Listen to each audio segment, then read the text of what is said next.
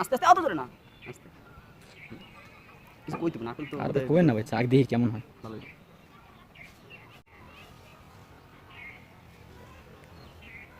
এই সাইডের দাগটা ধরতে হবে, হ্যাঁ এই দাগটা, এই যে হ্যাঁ ধর,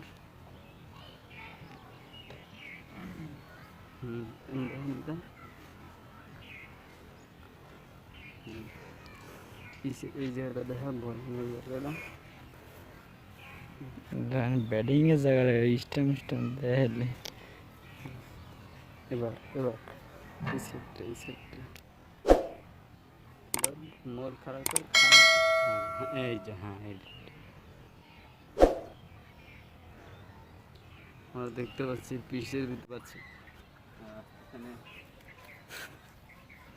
এবারে 50 করার আশা আছে, সবাই দোয়া করো।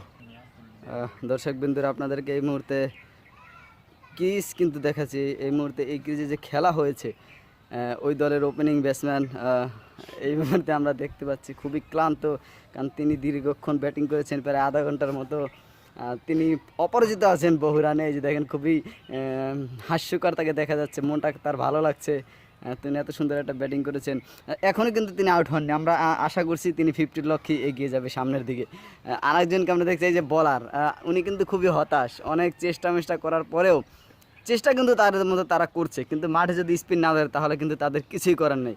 তবে হাল ছাড়ার না বলার, সেটা আমরা বলা বাহুল্য বলতেই পারি। চেষ্টা কিন্তু তিনি তার মতো করে যাচ্ছে। বাউন্সিং, ইয়র্কার, সুইং, সোলোয়ার, সব ধরনের ট্রাই কিন্তু করে চলছে এই মুহূর্তে বলার। আপনার কাছে বলার আছে কিনা এই ধরনের কন্ডিশনে আসলে কীরকম বোলিংটা করা দরকার? মানে সব কিছু যে দুর্ভাগ্য, শান্ত আর শোনা মনে সাড়ে তো একটা ট্রাই তো করাই যায়, দেখা যাক কি হয় না হয়, এটা আপনার পরবর্তী সিদ্ধান্ত নেবেন। জি ঠিক আছে, আমরা আপনার কাছে চলে যাচ্ছি। আপনার কি অবস্থা? আপনি এখন কখন নামবেন ব্যাটিংয়ে?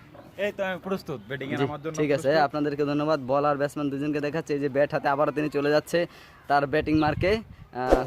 আমরা তার দ্বারা ভালো কিছু আশা করছি। গুড বাই ভাইয়া।